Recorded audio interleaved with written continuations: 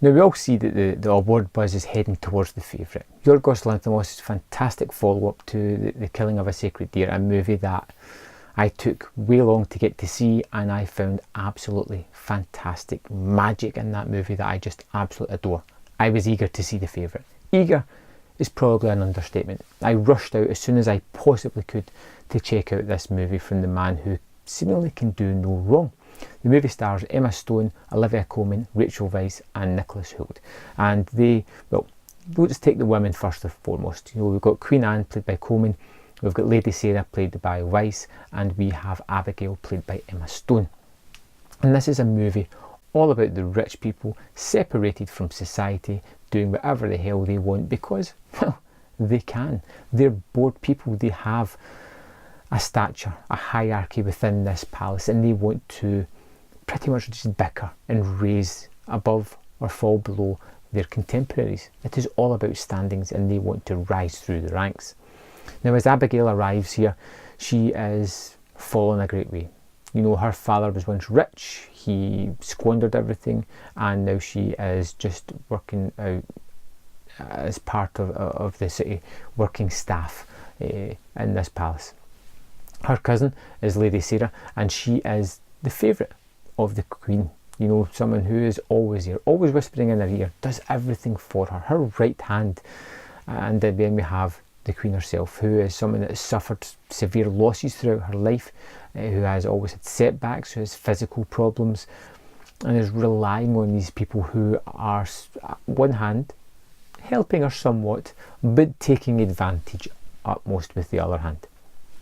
And we start to get into the dynamics of all these women, of all the relationships that are important to the power struggles that are going on in front of them, and how people can rise from nothing to become a strong, prominent member of this community, and that sours their perspective. These people are all genuinely nasty or twisted at certain points. It seems as if they're all walking about with a sharp blade behind their back, ready to stab it into someone at the same time. And the thing that caught me off guard about this movie was the humour.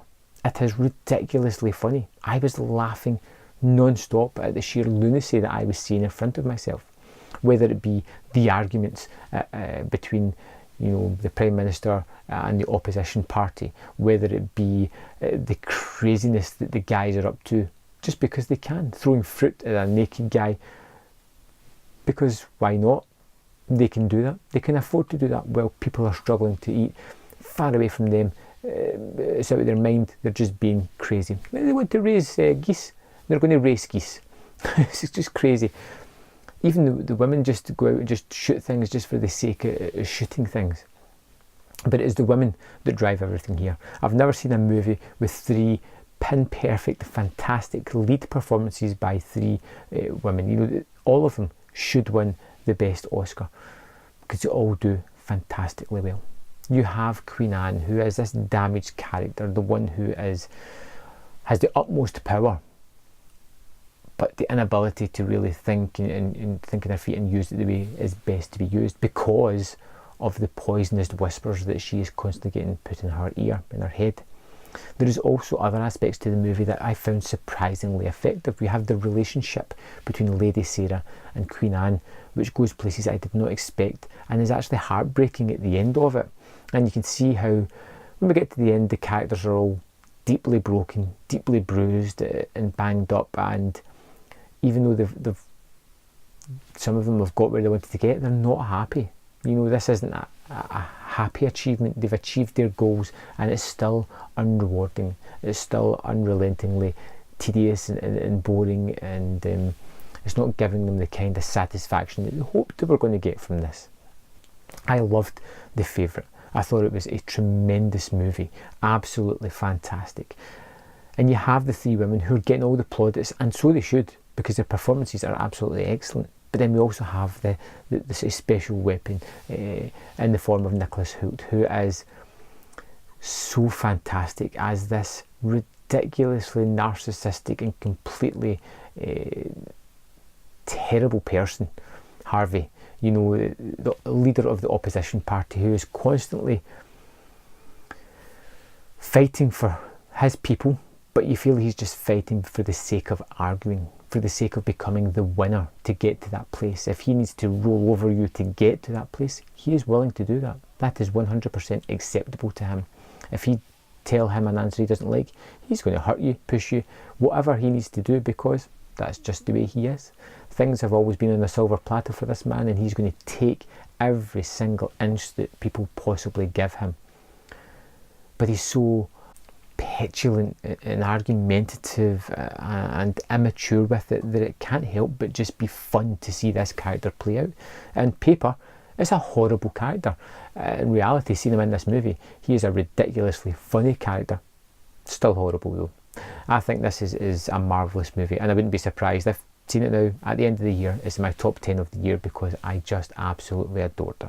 I was drawn into the character dynamics. I loved the visual style, where you see the director has put the camera quite a lot in the corner of the room, uses a lot of natural light, focuses it with fisheye cameras, fisheye lens, to give this skewed perspective of the room or of the land because of the skewed perspective of the people inside this palace. There is some fantastic camera work here. Some of it is so subtle that it barely took me a second to realise what was happening because I was caught in the story. This is a movie that I'm going to go back and revisit, much like I did with Sacred Deer, because he does a lot with the camera that adds to the story, that needs to be rediscovered and redefined and just broken down how well he uses it. I can't wait to see what the guy does next. I really can't. This and the previous movies are just building up a layer of work that just seems to be getting better and better. Do yourself a favour. Go and see this movie. You may think this is not for you, but I think this is for everybody. This is a movie that has it all. And I don't know if there's going to be too many people that go to this and find it boring or uneventful. It is a terrific watch. And that's why I gave it 5 out of 5. I wish I could have gave it 6 out of 5. Let me know your thoughts on the movie, and I'll see you next time on Man vs Film.